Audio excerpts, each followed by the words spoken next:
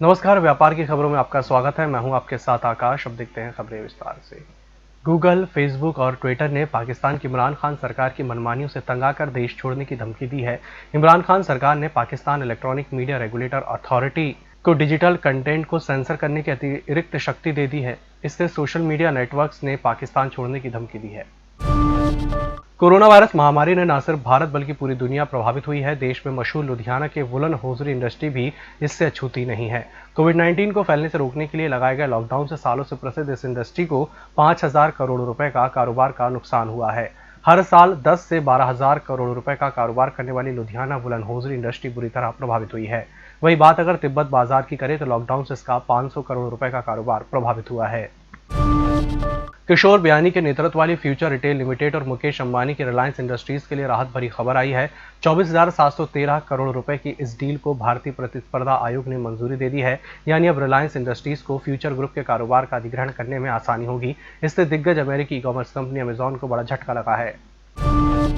Multinational companies या corporate tax के दुरुपयोग और प्राइवेट टैक्स की चोरी के कारण भारत को हर साल 10.3 बिलियन डॉलर यानी कि करीब 75,000 करोड़ रुपए का नुकसान हो रहा है। एक रिपोर्ट में यह खुलासा हुआ है। The state of tax justice की रिपोर्ट के मुताबिक इस टैक्स चोरी से सभी देशों को हर साल 427 बिलियन डॉलर करीब 31 लाख करोड़ रुपए का नुकसान होता है। यह नुकसान 3.4 करोड़ नर्सों की वार्षिक सैलरी के बराबर है।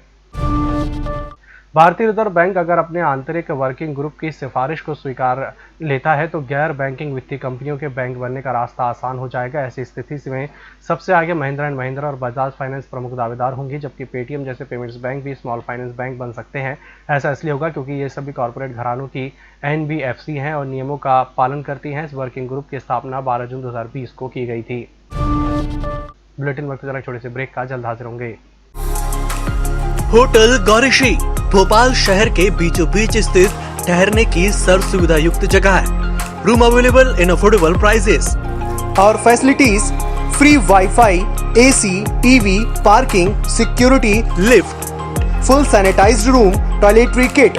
Hotel Gaurishi, hall number 8, Chittor complex, MP Nagar, zone 1, Bhopal. Phone number 7898128620। Break के बाद एक बार फिर से आपका स्वागत है। भारतीय रिजर्व बैंक के एक इंटरनल वर्किंग ग्रुप ने शुक्रवार को एक सिफारिश में कहा कि प्राइवेट बैंकों में प्रमोटर्स की हिस्सेदारी की अधिकतम सीमा को लंबी अवधि में वर्तमान 15% से बढ़ाकर paid of voting equity share capital का 26% किया जा सकता है। समिति ने सभी नॉन प्रमोटर शेयरधारकों के लिए भी बैंक में हिस्सेदारी की अधिकतम सीमा को समान रूप से 15% रखने का सुझाव दिया है। पिछले कुछ साल से प्राइवेट बैंक के प्रमोटर्स पर बैंक में अपनी हिस्सेदारी घटाकर 15% करने का दबाव बनाया जाता रहा है। फर्जी टेलीविजन रेटिंग पॉइंट के मामले में अब एक नया मोड़ आ गया है। प्रवर्तन निदेशालय इस मामले की जांच करेगा। इसकी शिकायत दर्ज की जा चुकी है। अधिकारियों के मुताबिक केंद्रीय जांच एजेंसी ने प्रवर्तन मामले की सूचना रिपोर्ट दायर की है। इस तरह की रिपोर्ट को पुलिस की एफआईआर के बराबर माना जाता रहा है। गौरतलब है कि अक्टूबर में मुंबई पुलिस ने फर्जी टीआरपी का मामला दर्ज किया था। बताया यह भी जा रहा है कि मुंबई पुलिस की एफआईआर को काफी समझने के बाद अपनी रिपोर्ट दर्ज की गई है।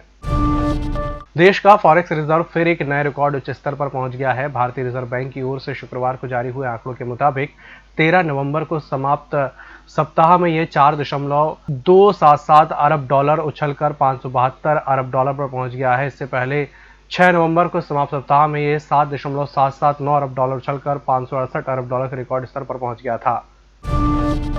अरहर, दाल और सब्जी जैसे खाने के सामान के दामों में तेजी से कृषि वर्कर और ग्रामीण वर्कर के लिए खुदरा मुद्रास्फीति अक्टूबर महीने में मामूली बढ़कर क्रमशः 6.59% और 6.45% पहुंच गई है। आपको बता दें कि इस साल ये पहला मौका है जब कीमतों में वृद्धि हुई है। श्रम मंत्रालय ने अपने बयान में कहा कि उपभोक्ता मूल्य सूचकांक कृषि श्रमिक पर आधारित कृषक कामगारों की खुदरा मुद्रास्फीति इस साल सितंबर महीने में 6.25% और उपभोक्ता मूल्य सूचकांक ग्रामीण श्रमिक संबंधी खुदरा महंगाई दर 6.10% थी। फेसबुक की रिपोर्ट के अनुसार इस दौरान भारत में 57,294 यूजर्स और अकाउंट के लिए कुल 35,560 रिक्वेस्ट किए गए हैं। रिपोर्ट के अनुसार 50% मामलों में कुछ डेटा पेश किए गए हैं। वर्ष 2020 के पहले 6 महीने में उपयोगकर्ता के डेटा के लिए वैश्विक स्तर पर सरकारों के अनुरोध 23% बढ़ गए, 1,73,875 हो गए। पिछले साल यानी 2019 की दूसरी 6 माही में ऐसे रिक्वेस्टों की संख्या 1,40,875 थी। इस बुलेटिन में फिलहाल इतना ही। नमस्कार।